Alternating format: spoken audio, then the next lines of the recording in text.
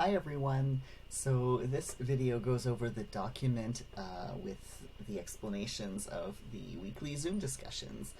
So as I've explained in a couple of other spots, and maybe you didn't catch those yet, each Thursday during our scheduled class time, I'll host an informal discussion on Zoom. So it's not a lecture, it's not a typical class, it's not going to be super organized, it's going to be very informal.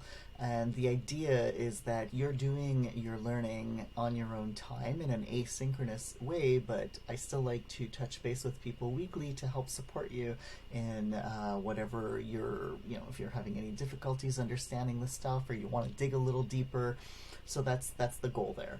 So these sessions, they'll be participant driven, meaning that we'll address the questions that students have about that week's material or any concerns or things you found interesting.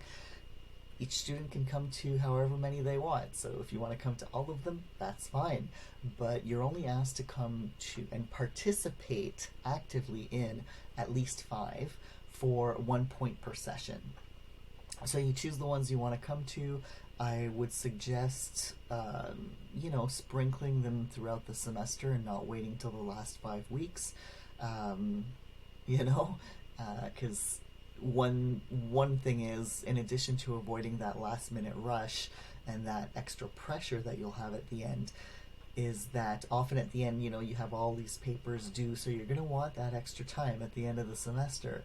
So if you want to front load while maybe you're a bit less busy in the beginning, I know that's not always the case, but the other thing is that a lot of people are going to wind up waiting till the end, and if you're more comfortable in smaller groups, especially since you're going to be asked to participate in some way, then you might want to come to the earlier ones where maybe there won't be as many people. Something to keep in mind. So you're gonna need to work a little bit here, you're not gonna need to prepare tons of stuff. You're not gonna be doing any presentations, okay? But for the 5 sessions for which you're gonna get points, there is some active participation needed, and that can mean showing up with questions or making comments about the material, and not just, I didn't understand that. It's just like, I struggled with this concept here. I'm having trouble understanding this part of it. Be specific in what you don't understand. If you make comments, it's not just like, oh, I found that part boring or I found that part interesting. Well, what was interesting about it? What did it get you thinking about? And, we'll see some examples soon. And you'll have options for how you want to do this. You can, if you're comfortable, speaking out loud during the Zoom chat, that's great. So that way it's not always just me talking, because that'll get boring and annoying. Or you can use the chat function. I'm comfortable with that as well. So you'll be invited to do it either way. Again, what's important here is that you elaborate a little bit on what you have to say. So not just a sentence, but at the same time, a 5-minute lecture is maybe a little bit too much, especially if we have some classes where we have quite a few people. So find a happy medium there, just take maybe a minute or so to kind of explain what it is that you have to say. A note on cameras. They're not required. I think that some people have very legitimate reasons for keeping their cameras off, because there might be some stuff happening in the background that's overwhelming, that you don't want us to see, and but if you can, if it is a possibility for you, I ask that you do.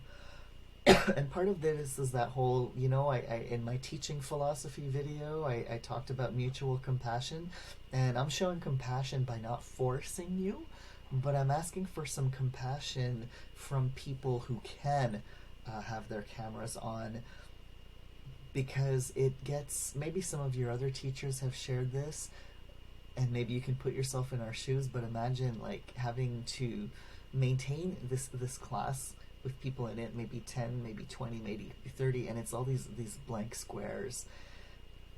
Part of the way we get our energy as teachers is we put a lot of energy out but we get some of it back when we're live in a classroom. Like, even from students who aren't necessarily talking, there's still this, you see the person's engagement in their eyes, they're nodding, or you see they're thinking, and there's some energy coming back to us, and it's kind of this cycle of energy that we exchange. And when it's just a bunch of empty squares on the screen, that's really bad for our mental health.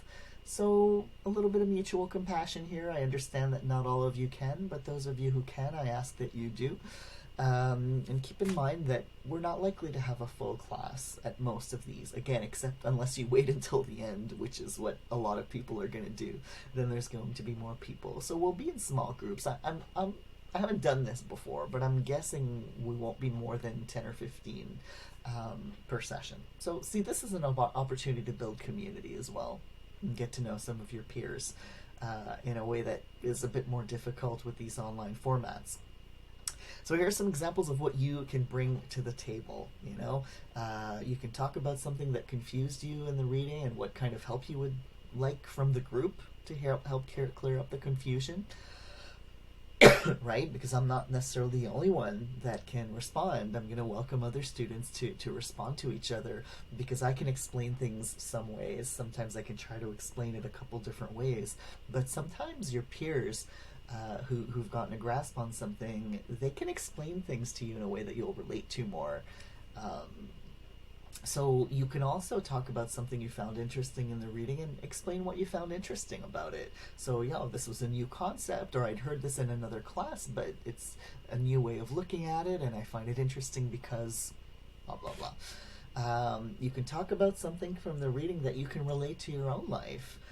Your family, your community, your workplace. Again, a lot of the stuff we're going to read is about humans. Anthropology. So sometimes, especially when later on when we get to the cultural anthropology part, stuff about contemporary societies, you might like, oh yeah, this is something that happens in our family, or where I'm from, or I know somebody who is from a similar culture and they do things in a similar way, or something like that.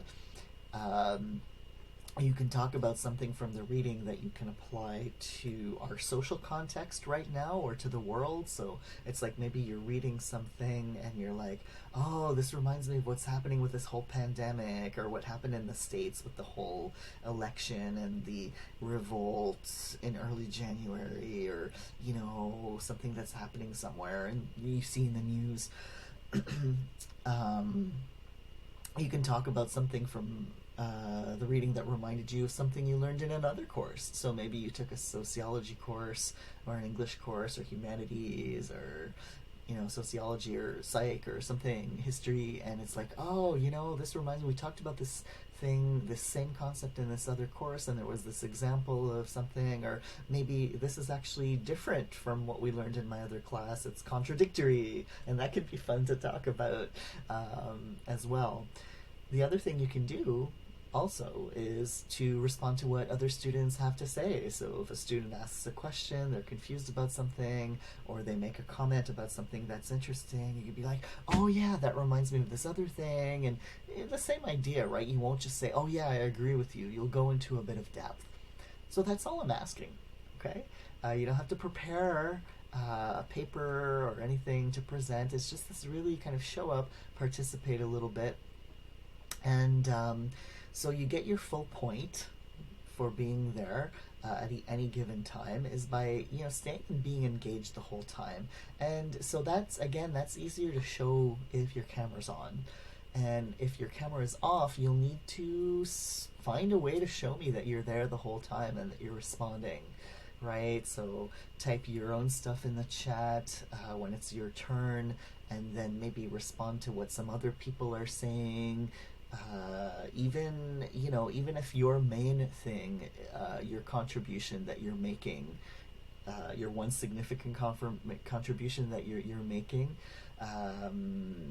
say you've already done that, but you did it early on, I need to see that you're still there the whole time. So just even smaller responses in the chat to what other people are saying. It's like, oh yeah, I found that too, or just, I agree, or just little things like that to show me that you're there. You're going to need to do that. Otherwise, I can assume that you came, you said your piece 10 minutes in, and then took off. So that's the hazard of having your camera off. So show me that you're there somehow. And then, you're staying and being engaged the whole time, and you're making at least one significant contribution to the discussion along these lines here, what we talked about, or two smaller contributions. So maybe you have one thing and you're spending a couple of minutes talking about it, or maybe there are two different things, like maybe you brought a small question that's, but then you also responded to other students. That's engagement. So that's pretty much it. If you have any questions, as usual, you know where to reach me, and don't be shy to let me know.